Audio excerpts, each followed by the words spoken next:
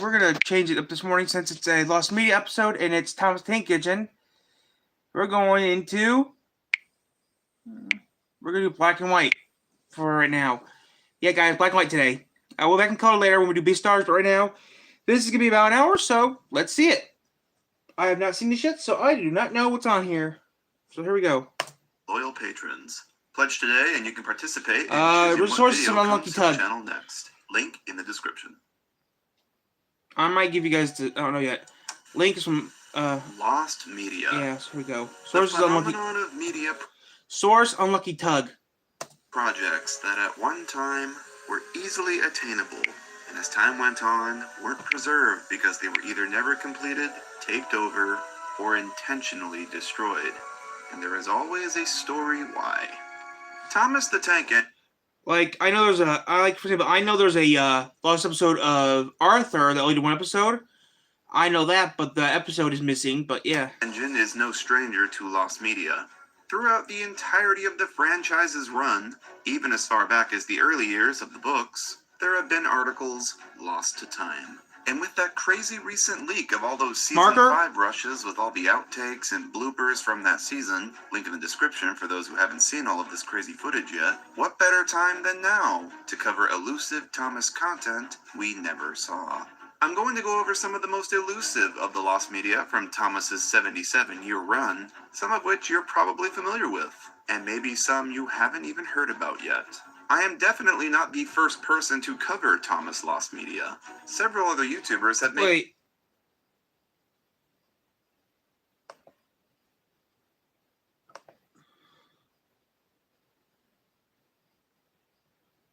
excellent video. I'm going to go over some of the most elusive of the Lost Media from Thomas's 77-year run, some of which you're probably familiar with, and maybe some you haven't even heard about yet. I am 1953? Okay, that we might want to look into. I need to write that down real quick on a piece of paper. Don't worry, guys, we'll watch this, but when he popped something that looked interesting... So Thomas has been on TV for... That Thomas looks scary as hell.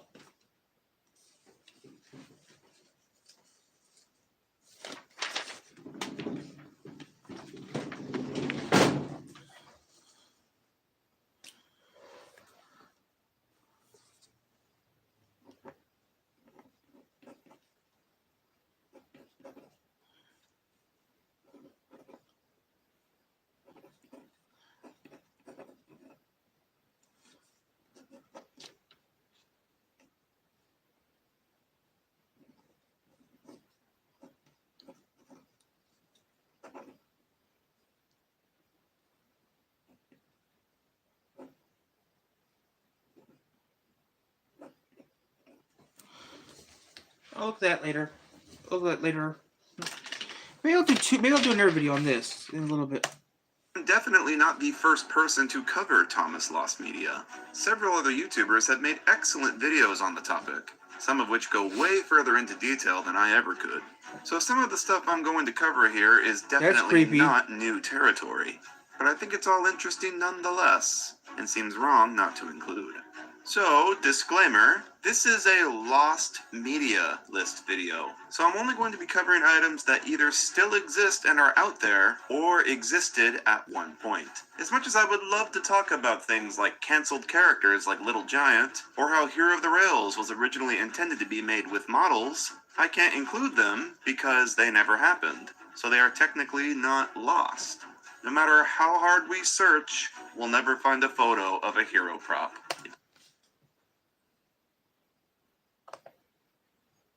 I'm gonna see what he's gonna do.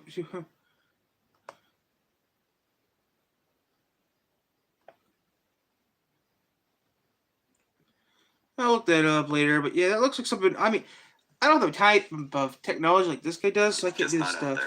This is also technically a ranking video, so I'm ranking everything here by order of how accessible the media is, as in how much information or photos we have of it.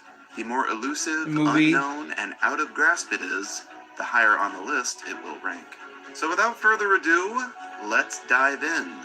Here is a comprehensive list of Thomas the Tank Engine and Friends Lost Media. Okay. Number. So there's like. There's a new So. soap. Can you smell it? I do not like Star Wars. I don't like Star Wars. Number 17. Okay.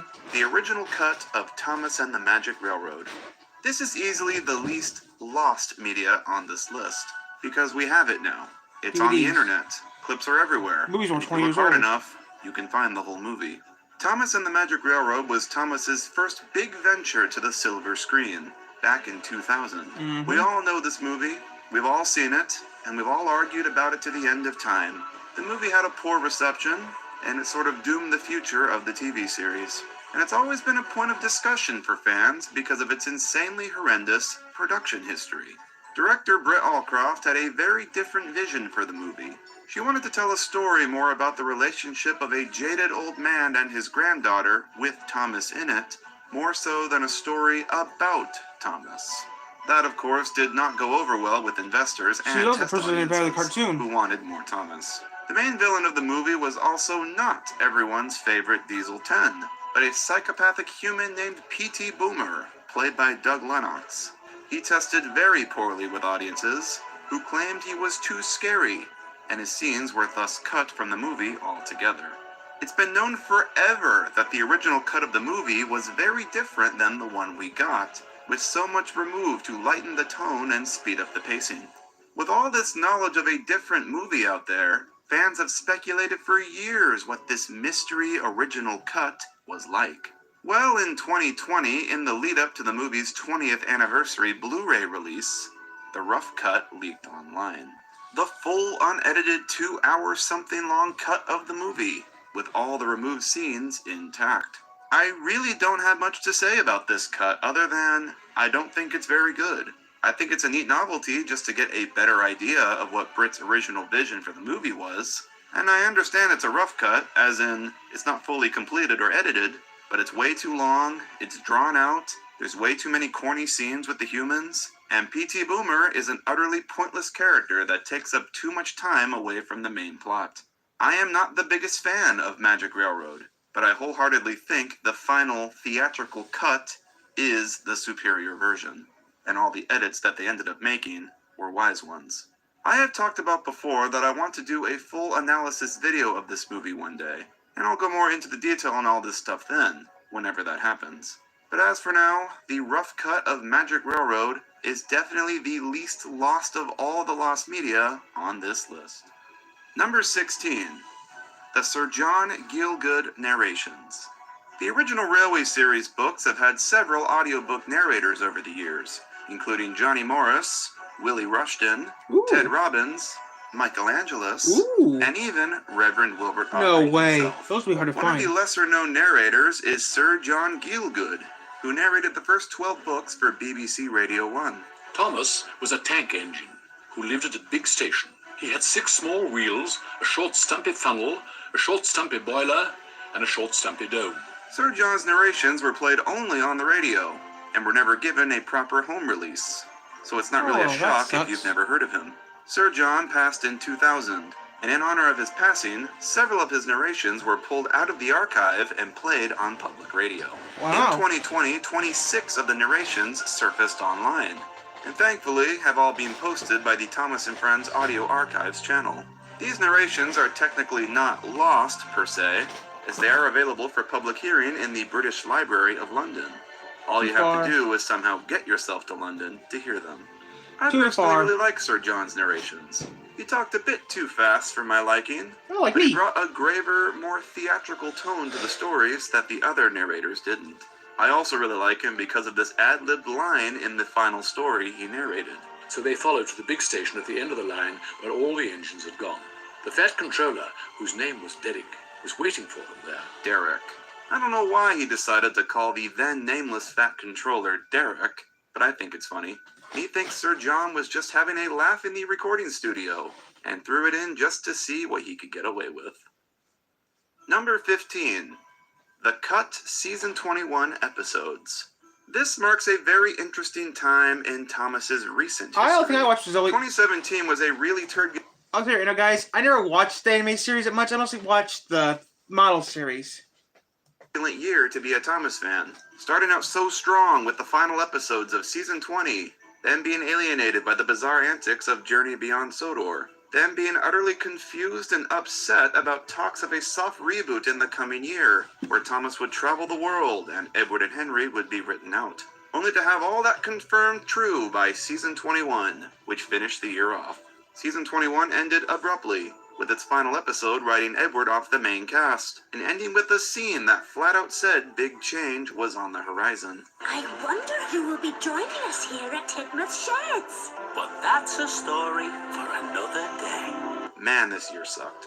Season 21 was the shortest season in the entire show, with a grand total of only 18 episodes, as opposed to the usual 26. It was later confirmed that the season was shortened during production to make way for the Big World Big Adventures soft reboot. What's interesting about this, though, is that season 21 initially was planned to be just a regular season, just like all the others. And that seemed to be the plan as far as mid-2017 or so. Due to delayed production with seasons 19 and 20 after The Adventure Begins was fast-tracked onto ARC Productions' animation schedule in 2014, this was their year to play catch-up. However, Mattel greenlit Bwubba seemingly out of nowhere, on top of them having to sort out the mess in the aftermath of ARC's bankruptcy. They had reached a tipping point, something had to give, and season 21 was it.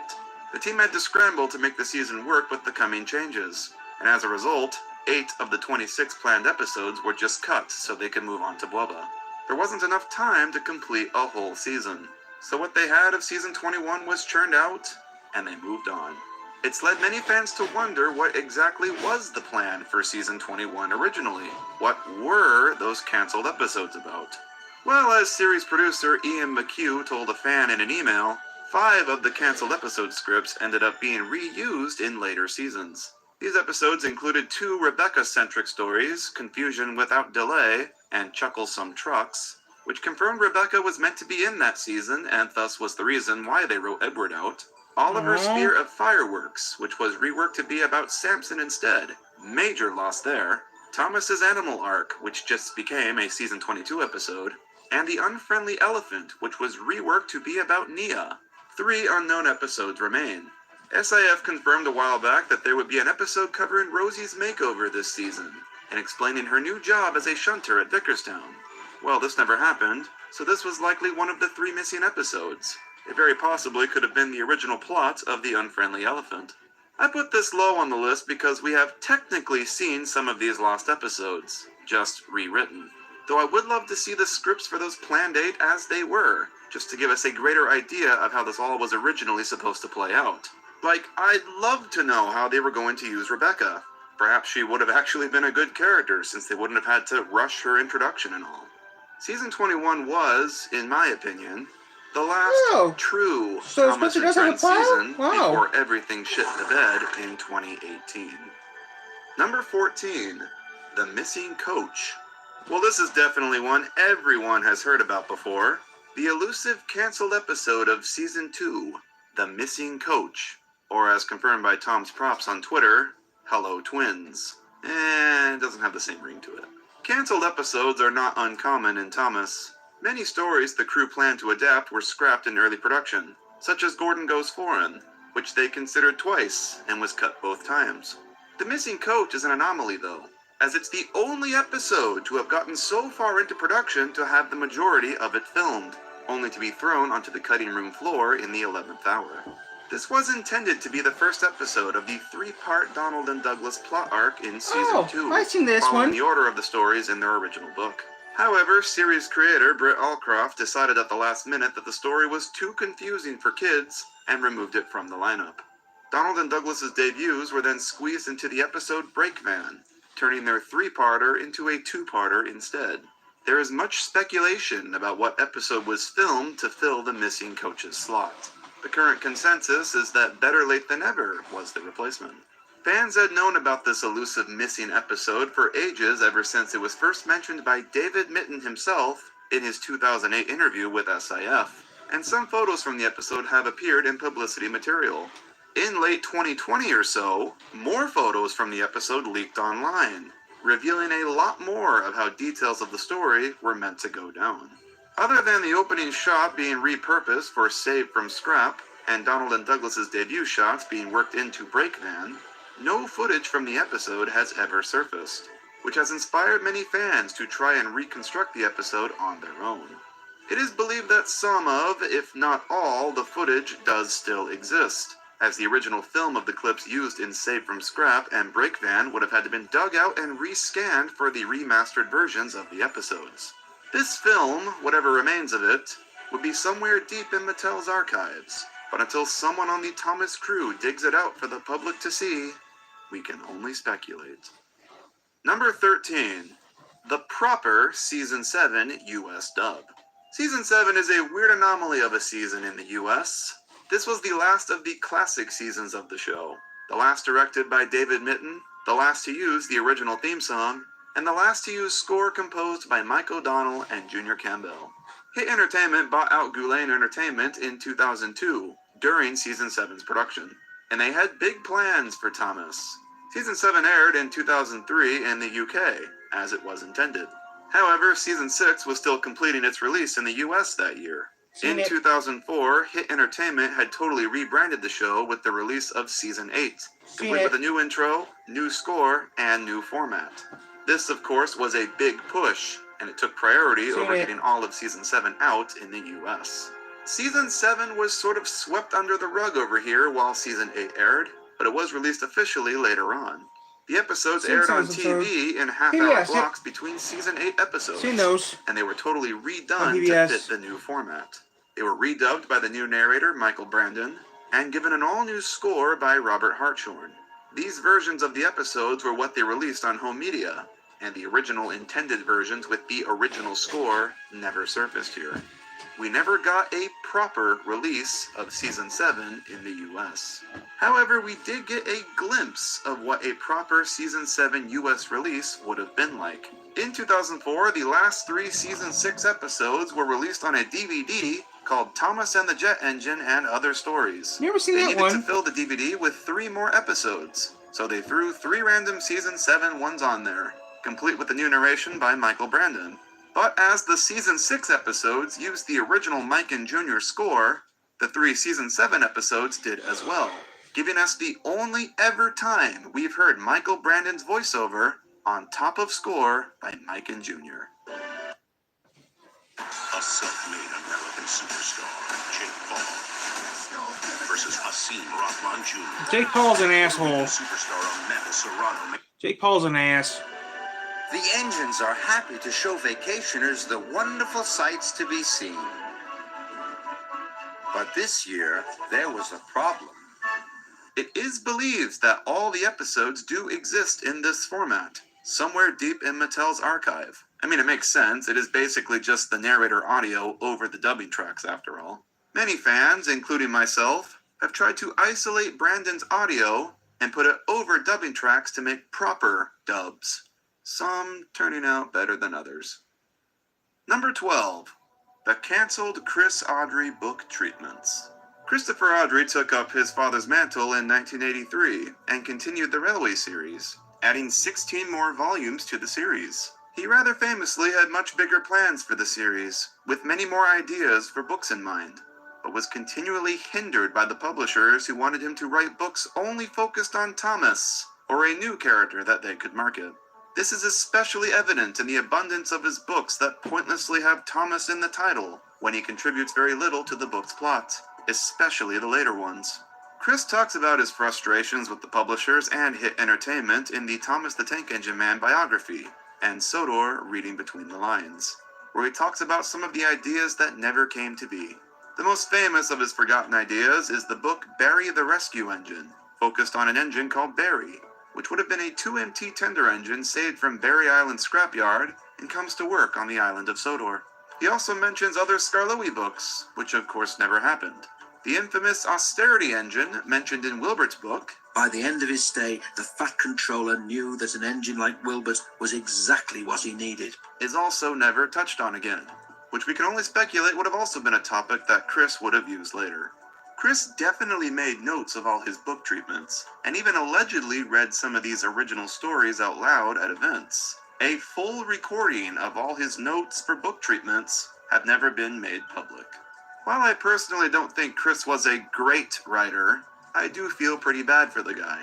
His creativity in his own series really got shafted by Thomas's popularity. Number 11. The Thomas and Friends Institute of Innovation. This is a wild one. The Thomas and Friends Institute of Innovation was a short film commissioned by Mattel and produced by Studio Hansa around 2014 or so. The film was created to promote Thomas to merchandising partners around the world. The film was humorous in tone, featuring two scientists experimenting with ways of how to improve Thomas in the most insane ways imaginable, including testing Thomas to grow limbs, injecting Percy with Botox, and giving Sir Topham Hatt steroids. This is fucking real. The film ends with Thomas in a post-apocalyptic world, visually showing that the Thomas brand has longevity and would survive even long after the death of humanity, like a cockroach. Who knows? Maybe millennia from now, new life forms will bear witness to the enduring appeal of this little engine. The film is technically not lost, as it's been kept confidential intentionally by Mattel, only to be shown to brands interested in partnering. It has never been uploaded in full online anywhere. Only a couple clips have been uploaded to Vimeo by Studio Hansa, and a few screenshots have surfaced. And man, oh man, they are surely something. Number 10. Down the Mine, the 1983 pilot. The original pilot episode for the TV series.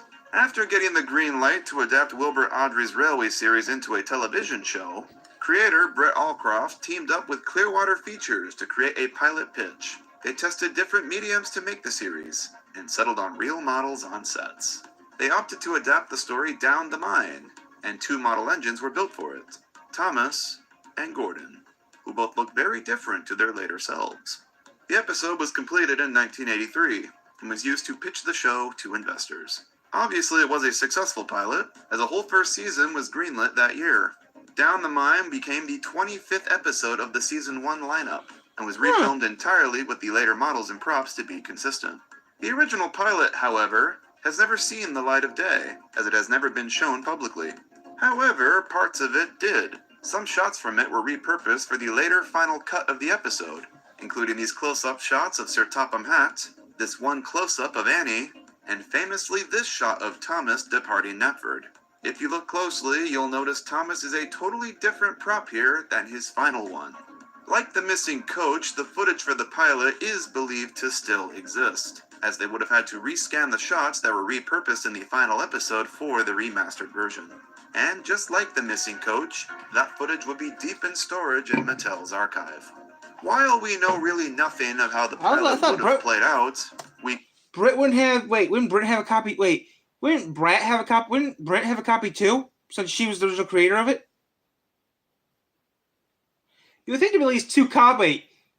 Yeah, Brett. Brett would have a copy. So would Charles. Audrey, and Brett would have copies of it.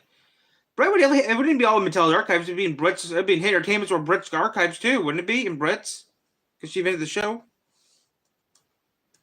We can deduce a few things. One is that it would not have been narrated by Ringo Starr, as he wasn't on board with the show just yet. Likely it was narrated by a temp narrator. Second is that it likely had no music, or at least had temp music, as Mike O'Donnell has stated he and Junior did not compose anything for it. While it's probably pretty janky compared to the final one, I would absolutely love to see this pilot. The very first, original, purest vision of Thomas the Tank Engine and Friends known. Allegedly, there may be plans to include the footage on some sort of special release for the franchise's 80th anniversary in 2025. But that's all just rumors at the moment. But, never say never. Number 9. Pierce Brosnan's dub of Season 12. This one really interests me. This is a glimpse into an era of the show that could have been, but sadly was lost when plans to switch the show to full CGI occurred, and everything changed. Pierce Brosnan, James Bond himself, was brought onto the show in 2008 to be the official new narrator for all English-speaking countries, making his debut in the movie The Great Discovery. Thomas and James were racing to Wow. the wharf. Hello, guys. Tooted Thomas. Hello, guys. I'm reacting to some lost media of Thomas the Tank Engine today. That's what we're watching right now. Then that's about all I'm doing right now, guys. Let's react to this lost media thing. Then they may be doing something else. It's Monday, so yeah. Then later on, guys, I might be doing some B-Stars later. So I got 2 videos of lost media I want to watch. Then that's it. And you can see the catcher. It's supposed to rain later, so yeah. And yeah. So I thought we'd watch this. I'm watching this real quick. React to this. I gotta react to this and another video about lost Thomas Tank Engine media. I watched Thomas Tank Engine since they started doing CGI. So yeah, this is I prefer the model stuff over the. So yeah, guys, I'm reacting to some stuff I have not seen yet. Most of the stuff I watched Thomas Tank Engine was when I was younger, and it was all. I used to watch Thomas Tank Engine when I was younger. I mean, I watched it up until the Digital Switch actually. Up until 2000. Okay, I watched Thomas Tank Engine until Hero of the Rails came around. After Hero of the Rails was done with, I stopped watching it because it was on Nickelodeon. At the time, I didn't have Nickelodeon yet. Still to this day, it's now it's on Cartoon Network, which I heard it turned to shit. So yeah, I'm watching this is the lost media they found recently. So yeah, I'm watching 2 things. Could be watching this and watching something else from a different person. So yeah. Unfortunately, right now watching this from the Unlucky Tug, and we're about halfway through it. So yeah. I will. Whistle James. The season following the movie was season 12. Season 12 was a unique season, for it was the first to bring in CGI elements. It was all still filmed with models on sets, but CGI was used to animate people and the characters' faces. Pierce did indeed narrate all the episodes, and it appears all the lip movements were animated to his voice. Huh. I never get lost. I know the railway better than any other engine. However, when season 12 officially came out, Pierce was not the narrator. Instead, the previous narrators returned. Michael Angelis in the UK dub. Huh. I never get lost. I know the railway better than any other engine. And Michael Brandon in the US dub. Okay. Huh. I never get lost. I know the railway better than any other engine. And The Great Discovery marketed Pierce as a special guest narrator. Never seen it. No one really knows what happened here. The original contract was that Pierce was to narrate at least until season 14. We can only speculate. Hit Entertainment's decision to switch to full CGI was a sudden one, as the model CGI hybrid style was to be the medium moving forward for the next few years, as far as all the show crew were aware of. Something tells me that when Pierce caught wind that Thomas would be switching to full CGI sooner than expected, he called it quits, as he'd be voicing only the narrator, and not the characters themselves. Even though he had already finished season 12, Hit probably saw it more cost-effective to just bring the old narrators back, so to not have to pay Pierce any residuals. Yeah, well, the thing is, though, guys, I would have watched it, but after Hero of the Rails, I stopped watching it because it just didn't feel right watching it anymore. I mean, after Hero of the Rails came out, which was around 2009, 2010, I stopped watching it completely because they just didn't. I mean, I still want to. I was still doing an episode recently when they talk about. I mean, I had an idea for a video, guys, that I never did because I just lost interest in doing it. But I was still doing a video. On my city game, which I have done a few games, but I change my mind every time doing it because it just wastes time. But eventually, guys, I'll make a video where I use every single station on the series here, every single station, every single town they talk about in Thomas Tank Engine. I'll use that stuff and use them all as streets for a future date. That's still a work in progress. Let me work on some stuff around here, and if I eventually do get a chance to do it, I'll do it because I really want to have something like that done. It was a work in progress at the time, then I stopped doing it at the last minute because I thought it'd take forever to do. So I never did. If I do decide to do it, ever decide to do it, I'll do it. And then I'll do a video where I do all the characters from Thomas Tank Engine, A to Z. Okay? And then I'll make all the streets names. I'll have all the stations names and street names in a future episode of City Skylines. That's for a future date. But now back to our program. We have nothing else to go off of here, but a clip of Pierce's dub of season 12 has surfaced online. Who? Gordon didn't want to pick up the workmen. He wanted to pick up the very important passengers. I've got to get coal and water. See you at Great Waterton, Gordon. As well as snippets from his behind-the-scenes interview. Oh! I remember Great Waterton. He is, in many regards, similar to Thomas. He's new to Sodor. He's clearly narrating the episode Best Friends here, since he's asking about Neville. What a timeline we could have lived in. A few more years of the model CGI hybrid style, with James Bond as our narrator. Still can't believe they had James Bond record the Hi, series. this is Governor Ron DeSantis. We are fighting the good fight in the state of Florida. And the left... You're from Florida. I'm from Michigan. I don't care. Foreign dubs. Thomas has been dubbed in over 30 different languages across the globe. Wow. Some foreign dubs are pretty well known, such as the Japanese dub, that famously used a full voice cast instead of just a narrator. 本当にすごいよな。オリバーは勇気があるんだね。それに賢明なんだな。Thomas was very popular in Japan, and still is. So that dub of the show has been released on home media several times, and all the episodes are pretty easily available online. But many other countries were not so lucky.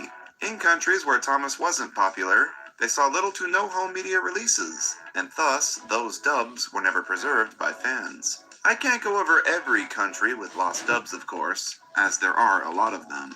France, for instance, only released the first 2 seasons on DVD. Season 5 was released on VHS in French-speaking Canada, and seasons 3, 4, 6, etc. never got a home release, making only the episodes from those seasons on these American DVDs with language options the only ones to surface. Okay. Ne vous inquiétez pas, il ne fait que compter les moutons, dit Pierre. Compter les moutons! Ah! In Poland, the first 5 seasons were dubbed by Grzegorz Federowski. I'm sure I just butchered that. Stefan Noth took over as narrator in season 6, and later re-narrated the first 5 seasons. The original Federowski narrations were never released on home media, and only 2 known episodes are available online. O, krzyknął Sir Handel, to twoja wina. Nie, twoja. Several countries never received certain seasons. Germany and Greece never received season 6 or 7. Japan never got a complete release of season 12. And most countries didn't get the Jack in the Pack episodes. It's unknown if dubs of these seasons even exist in these languages. Number 7. Dustin. In 2014, Mattel introduced a new line of sets into the Thomas Wooden Railway Range called the Sodor Story Collection. Excellent, guys. I have to do something quick. Oh, I have to do a thing real quick. I'll be back in a minute.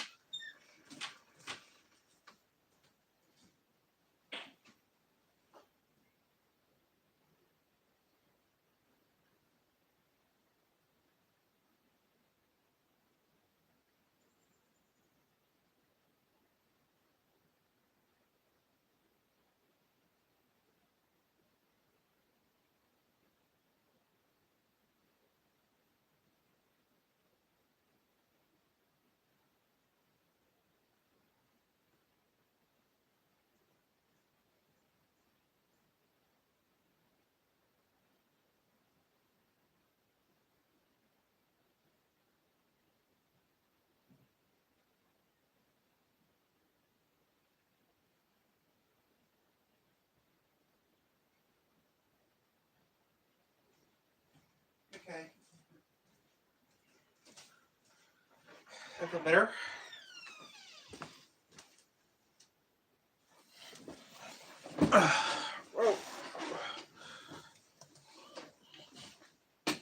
These sets were based around a series of books that would be included with the sets themselves. Some of these sets and books featured new characters that weren't in the show, including a little shunting engine called Logan, a giant American articulated engine called Sam, and a rotary snowplow engine called Dustin.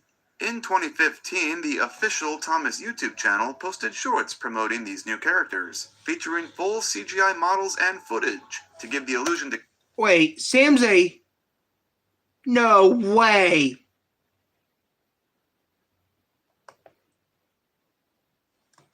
In 2015, the official Thomas YouTube channel posted shorts promoting these new characters, Sam is not... featuring full CGI models and...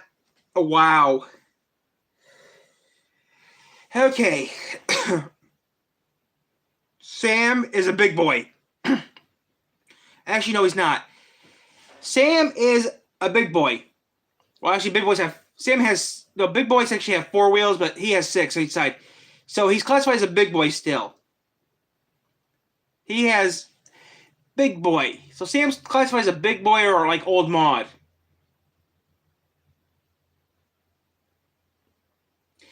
Sam is a rare engine because they only made those engines for a very short time during the war. They used them.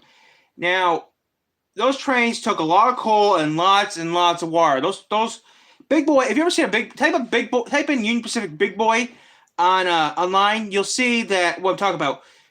But this guy only has 6 wheels on each side, but he is technically classified as a big boy. I mean, big boys had 4 giant wheels. Had 4 big boys were 404s. Sam is has 6 wheels on each side, but still, he'd be classified as a big boy. So Sam is classified as a big boy.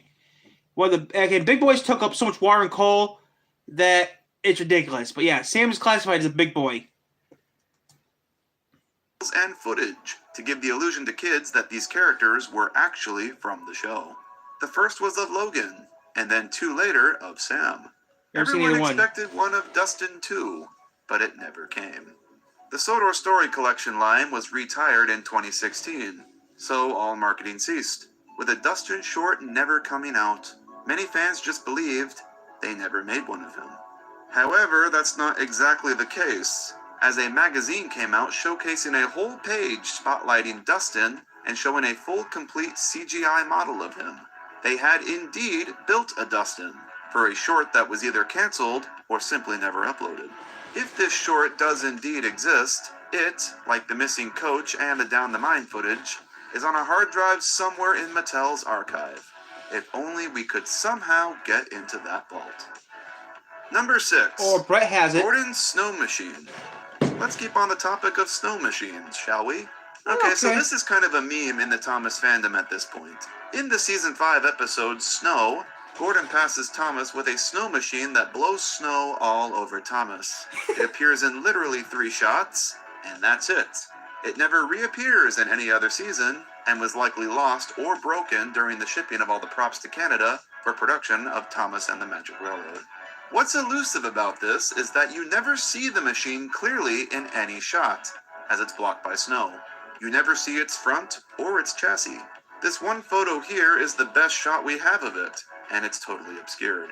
Even in the recent Season 5 rushes where we do get a slightly closer shot of it, it's still not fully in view.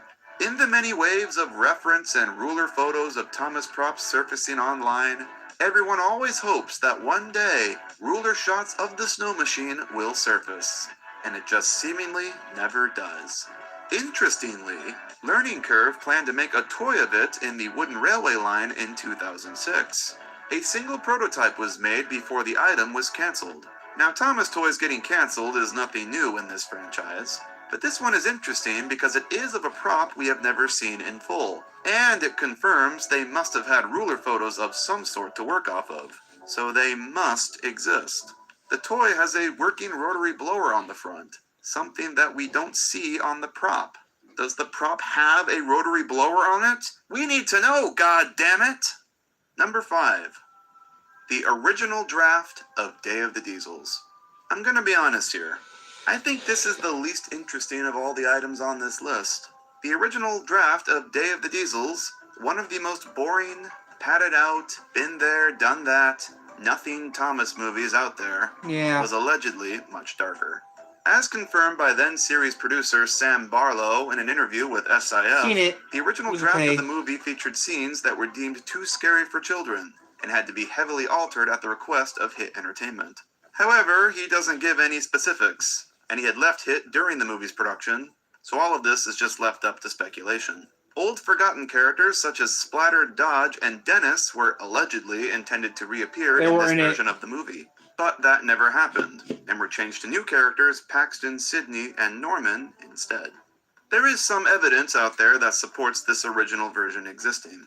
The post-credits scene of the previous movie, Misty Island Rescue, featured a teaser with Diesel 10 maliciously planning his return.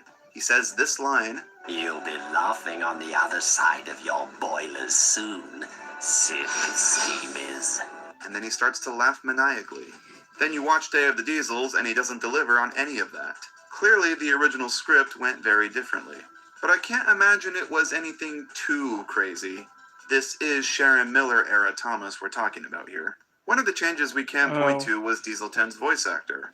Originally he was going to be voiced by Rupert Degas, who delivered an older and slightly more threatening performance. You'll be laughing on the other side of your boilers soon, silly Steve. The voice was changed to Matt Wilkinson later on, as Degas' Oh. performance was deemed too scary, Matt Wilson? I heard campy, that. and theatrical. I know how it is, Matt Wilkinson Wilson. continued to voice the character moving forward. However, a clip of Degas' performance has surfaced online.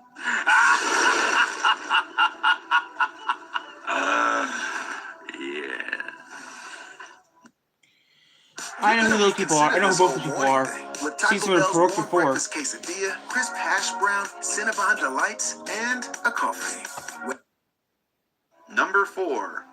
The Adventures of Thomas. I think this is the one that stings the most for fans, cause man, we were robbed here. In 2009, Hit Entertainment announced an official theatrical Thomas movie would be coming out in late 2010, with director Shane Acker attached, and CGI provided by Nitrogen Studios. The film, with the working title, The Adventures of Thomas, was unlike anything from the TV series, and was seemingly in a different canon altogether. The movie would have taken place in London during World War II, and revolved around a boy and his father who have drifted apart. The boy discovers the world of Sodor, a place his father visited as a child, but cannot remember. Amidst their adventure on Sodor together, they would have bonded. The aesthetic of this film was going to be very real, with the creative team behind the movie describing it as a reimagining of the core characters and the world in a way that would appeal to a wide kids and family audience. Publicity material and revealed CG models portray Thomas as a real steam engine, taking on the proportions of a real E2 class, and shockingly without a face. The release date kept getting pushed back, first to spring 2011, and then to 2012.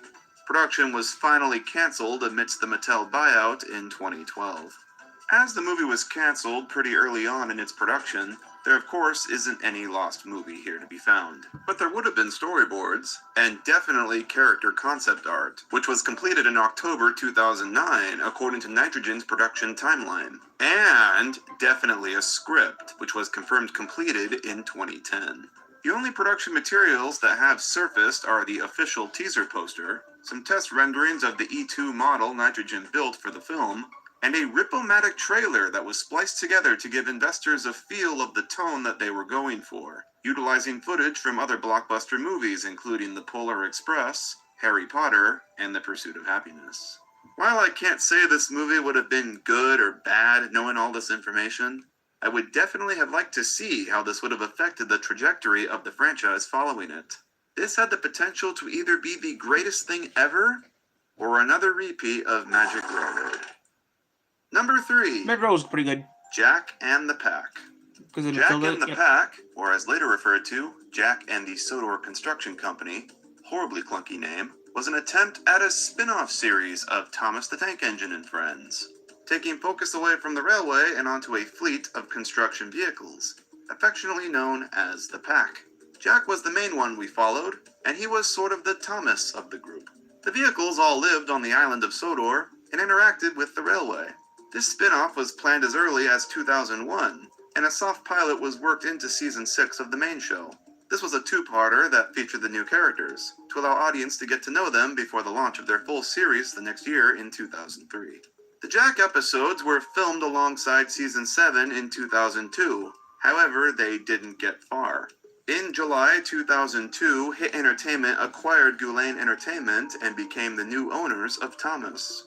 Hit also owned the rights to Bob the Builder, and they weren't about to let the production of a spin-off series made to compete with that continue.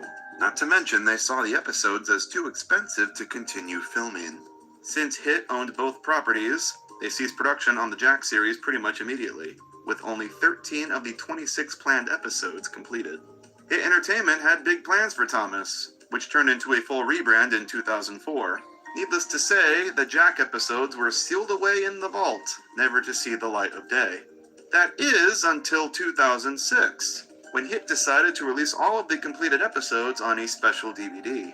The episodes were reformatted to fit the current branding of the main show, complete with the regular Thomas intro, were dubbed by the then narrators at the time, Michael Angelos in the UK and Michael Brandon in the US, and were scored by the then composer at the time, Robert Hartshorn. While we were allowed to see these 13 anomalies of episodes, there are still 13 more out there we know very little about. They technically are not lost since they were never filmed, but surely there would be scripts or storyboards for them out there. The titles of all the cancelled episodes have been revealed since, some with brief synopses of their plots. This one, called Jack's Snow Rescue, for example, is about Jack being fitted with a snowplow and rescuing a snowed-in village. Did they get far enough into production to build the snowplow prop for Jack? Are there photos of that somewhere out there? Likely not, but who knows? On top of that, we've never seen the episodes we did get in the form they were originally intended. It's amazing how much they actually had planned for these construction vehicles, and it's a shame that they never got to see their true potential. These characters weren't totally forgotten, though, as every so often they made appearances in the main show. They all got brief roles in the movies The Great Discovery and Sodor's Legend of the Lost Treasure, and even a few spotlight episodes in CGI. I am a big fan of the pack, and their spin-off series is something that really fascinates me. It feels like we got so much with the release of the 13 filmed episodes, but they still leave so many questions. I can only wonder how these would have played out if the hit buyout didn't occur. Would they have had their own intro? Would Mike and Jr. have done the score, or would it have been someone new? Would this show have been a big success? Who knows? We can only speculate. Thayer's has a toner for every skin type, oily, dry, combination, or normal.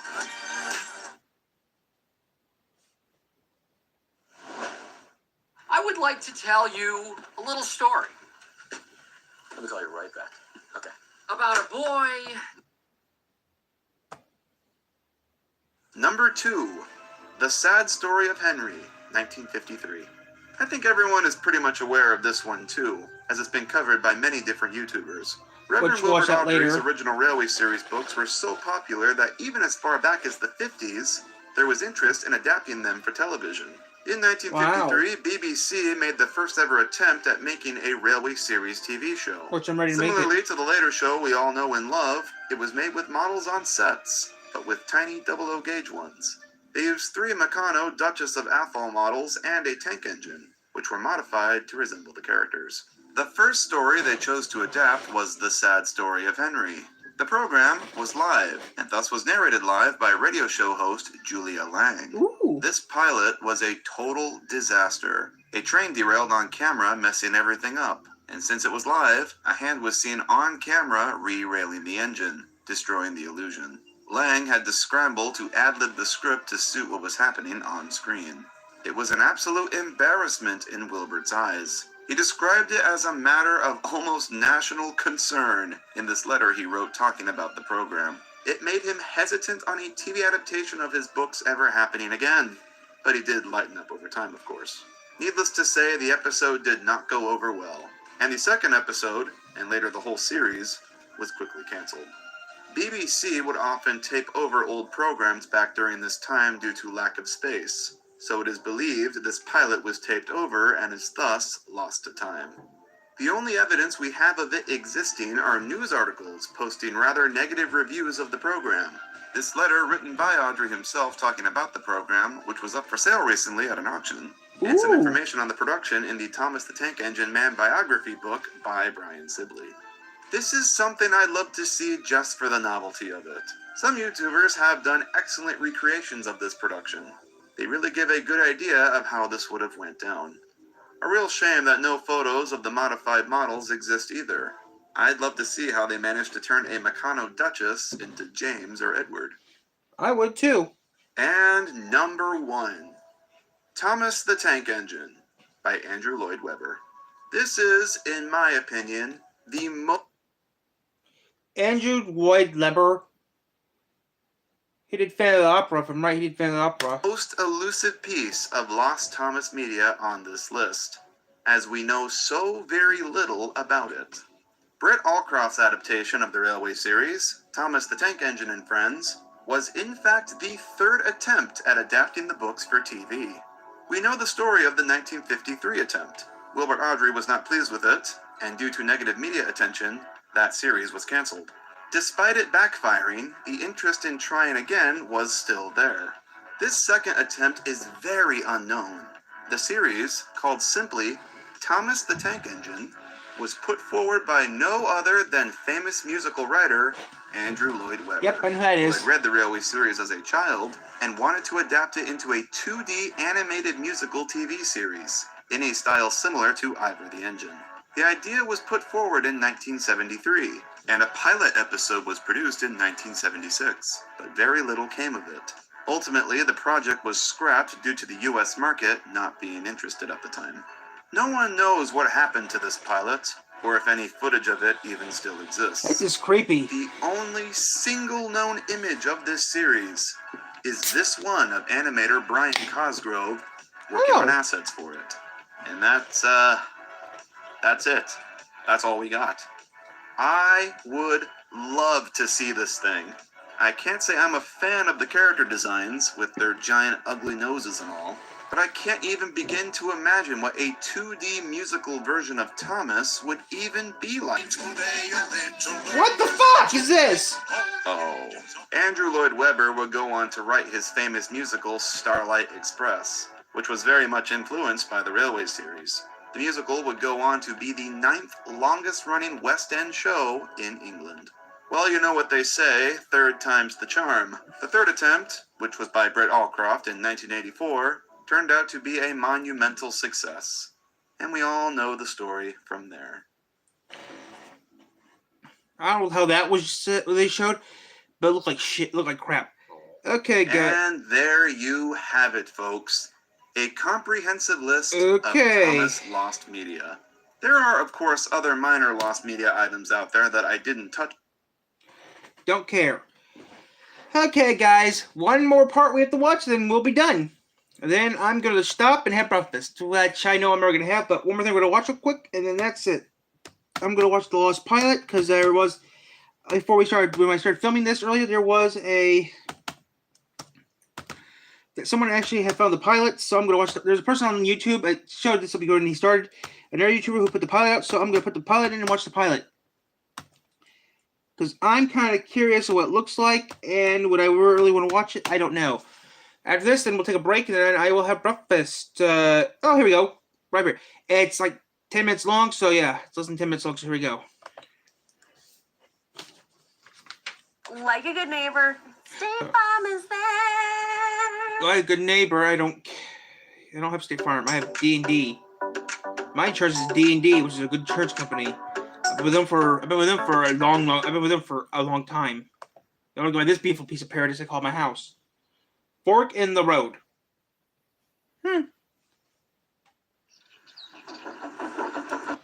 This is a non-profit fan documentary. All music and characters shown are not owned by me.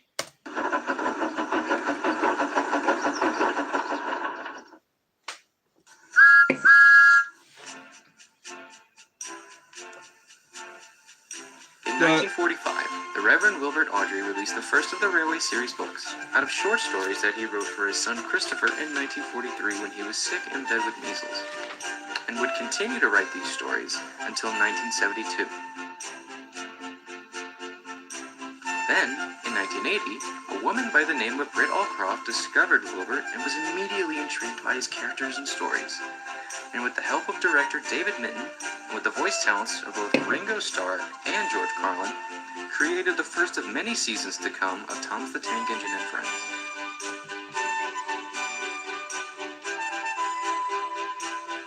Both Allcroft and David would continue to work on the show for many years to come, until the property would be lost from them. And this is the story of how it all happened.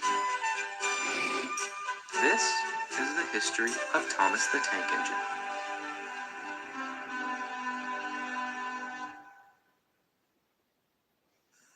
You stink.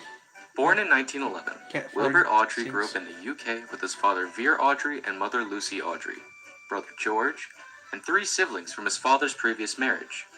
Having grown up in Ox, a small village in Wiltshire, Wilbert would listen to the sounds of the Great Western Railway at night, where the main line would climb up at a gradient of 1 in 100 for 2 miles. Great Western Railway, that'd be ducks and Oliver's territory.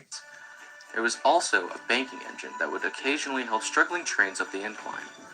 He is quoted saying, "There was no doubt in my mind that steam engines all had definite personalities. I would hear them sorting up the grade, and little imagination was needed to hear puffing and pantings of the two engines, the conversation they were having with one another."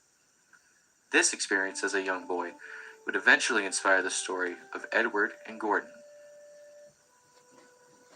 Several years after going through primary school, Wilbur would go on to get a diploma in theology in 1933 at Wycliffe Hall, Oxford, and was ordained Anglican priesthood in 1936. Then soon after married his wife of 51 years, Margaret Whale, and would go on to have 3 children, 2 daughters, Hilary and Veronica, and a son named Christopher, which brings us to 1942, when Christopher became sick with measles. His father thought to write short stories to keep Christopher amused while dealing with his sickness. The stories were based on 3 engines, Edward, Gordon, and Henry, later becoming the first of his published books, 3 railway engines. After that, Wilbur would build his son a model of Edward with some coaches and wagons out of a broomstick and scraps of wood. Christopher later would ask his father for a model of Gordon. Unfortunately, it could not be done. So, instead, his father made him a model of a tank engine, painted blue, and gave it to Christopher as a present on Christmas morning. Upon receiving the toy, Christopher named it Thomas, and would then ask for stories based on the little tank engine, and so his father did. And these stories would be published October 18th, 1946, and would grow to be the most popular among the Railway series books. Surprisingly, it was not Wilbur himself who thought it a good idea to publish his stories, but his wife, Margaret, who persuaded the old man to find a publisher. So, after many rejection letters, he finally found a publisher in Edmund Ward, I'll be right back, guys. I gotta toss these cans.